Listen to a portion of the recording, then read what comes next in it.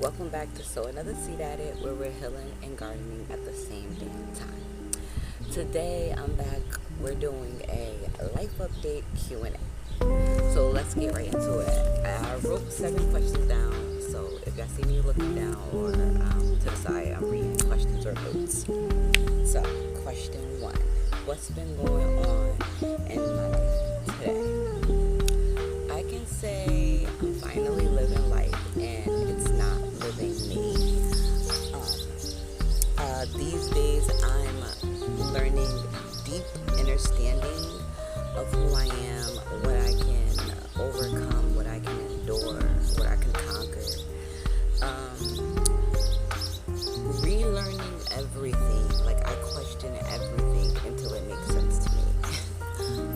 I think one of the most important things I've been doing is practicing good habits that I want to set as traditions for my family, like budgeting, being aware, building conscious relationships, things like that. And let's see. Question 2.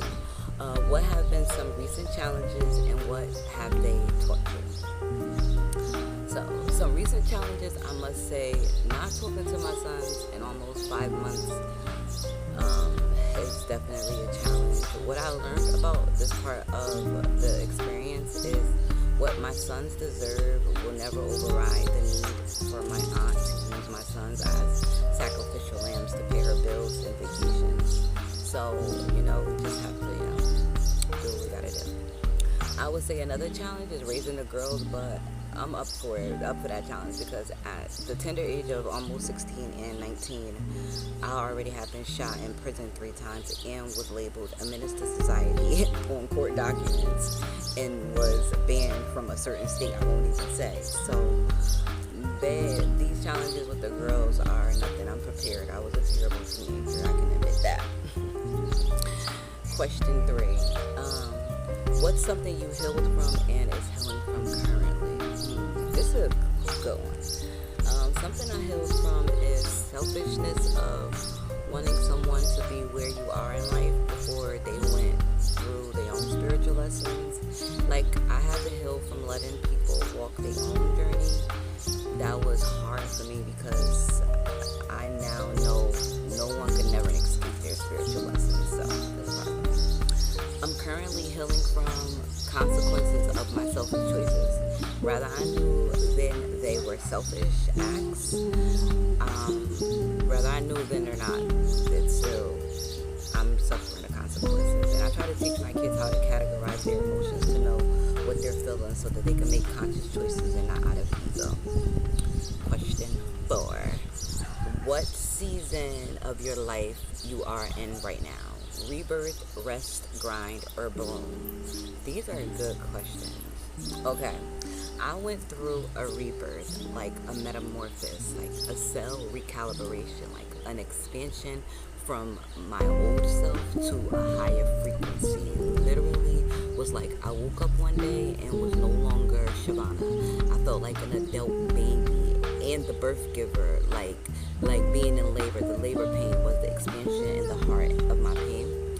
And like I can't even explain it. Like, I lost vocabulary. Like, I felt like I had an archive from the past life, but this new life that I have such an agenda, a knowing of the time is now. Like, and then rest is required. It's needed, especially when you are consecrating yourself for power or display. All good fighters prepare for the fight. You don't want to have fighter's fatigue going into a fight. So I must say that I'm 70% grind and 30% bloom. 70% because nothing will be complete until my sons are home. My sons are home. And bloom because everything that I'm manifesting in my vision is like coming to physical matter. Damn, that was deep. That was deep. Was that deep to y'all? Like, did y'all ever go through a metamorphosis? Like, let me know y'all experiences in the comments. Like, let's keep it going. We got 3 more to go. Question 5. Any major changes in your relationships, families, or living situation? Major changes in relationship, I can say with my kids, my girls. I feel like the more they see me grinding and building our family foundation, explaining to them when they don't seem to like understand my actions, the more respect I start to feel they have. And I say now because when I first got them back from being in captivity, pure toxicity, over 7 years, I had a lot to strip away and build. But because their age, I needed them to be active in their healing journey and why it was necessary. I love planting seeds and planting seeds in them and watering them, watching them grow. And that can look like me making different choices and karmic cycles, and they notice because it has an effect on them. And it may be what we have, what we can have, our mental state, a lot of things, my patience. They have to think before responding. So yeah, that was a major shift in our relationships. As far as family, I'm the oldest person in my family. I've created my own bloodline, our own last name, and our own family traditions, holidays. My kids' will tell their kids about me and where it all started, the legacy and generational wealth. My living situation, we're currently looking for land. I'm down 3 states, 2 countries.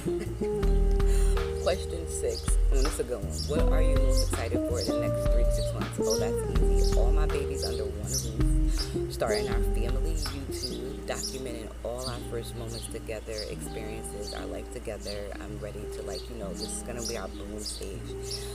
We're going to be able to experience all the things we wanted to. Okay, last question, number 7. How are your kids doing and how are you guiding them differently now? Oh yeah, so this is a good last question. I can say my girls are holding up. I know it must be hard for the boys, but I prepared them in some sense for this war.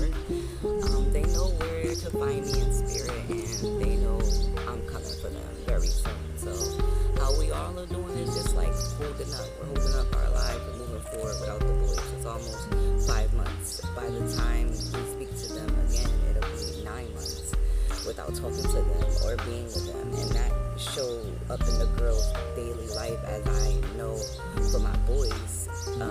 But for an abuser, will ignore that. I had to teach my girls how to grieve and mourn their brother just to cope until we get them back, even though they were not physically gone.